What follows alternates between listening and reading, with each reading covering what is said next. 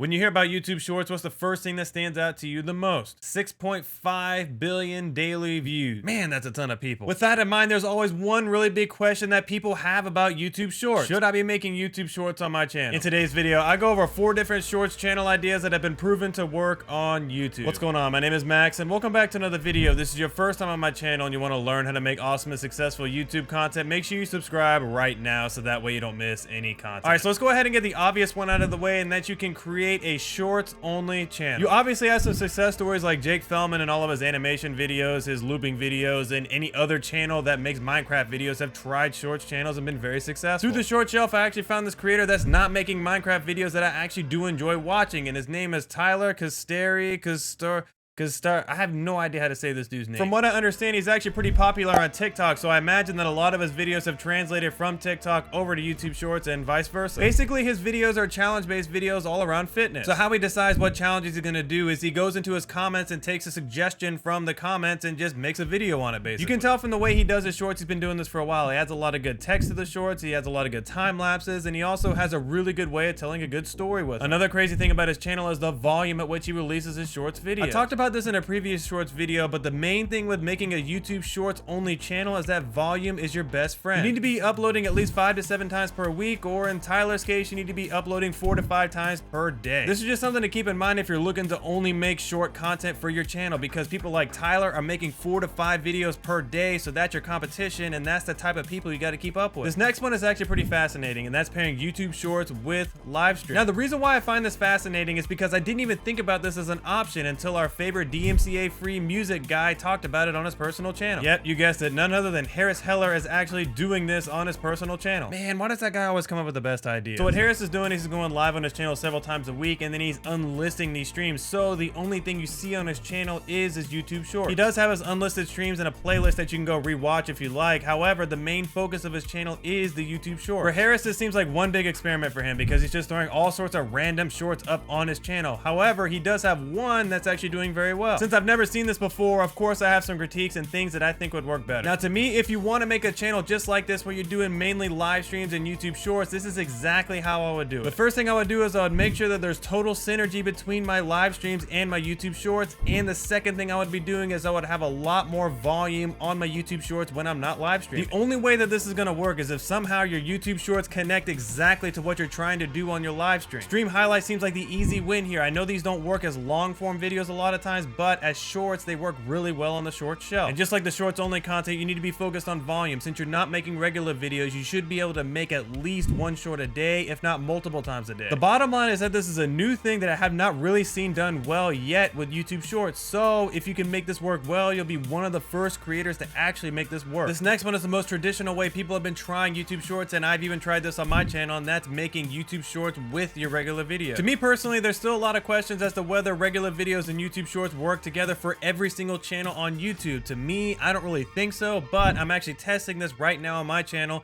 to see how my channel actually works without YouTube Shorts on them. Just a little secret, after this little test is done of me not having any shorts on my channel, what I'm going to be doing is I'm going to be doing the same thing that this creator about to talk to is doing on their channel. Legal Eagle is making one heck of a case that shorts and VOD content do work really well together. You get it? Case. Because he's a lawyer and his channel's all about legal stuff. Wow, didn't see that one coming. Nobody asked you, man. Not only is he proving that shorts and VOD content work really well together, he's also proving that education-based channels can make YouTube Shorts and actually dominate the YouTube Short shelf. If you look at his channel, his shorts and his regular views are basically getting identical views. I've seen so many channels where the shorts are getting a lot of views or the regular videos are getting a lot of views, but the opposite one is actually getting no views or very few views. But with this channel, it's obviously very different. Let me tell you why. Once again, what do you see here? Volume, volume, volume. He's not releasing videos multiple times a day. However, there's a short coming out every single day. He's also mastered how to deliver the same information in both types of content, but in 2 different ways. His content is obviously about politics and law. He has a hint of comedy in there with some really clever B-roll. The unique approach that he takes to the shorts is that they're all dedicated individual videos, so that allows him to have complete flexibility with how he wants to make these. They're not directly tied to any other videos on his channel. My suggestion is if you're trying to make YouTube Shorts with your VOD content, make sure you analyze how Legal Eagle is doing it right now, because clearly he's mastered exactly how this needs to be done. So while I was doing my research for this video, I was thinking about some different channel ideas, and one that came to my mind immediately was, man, has anybody translated a podcast into YouTube Shorts? I searched,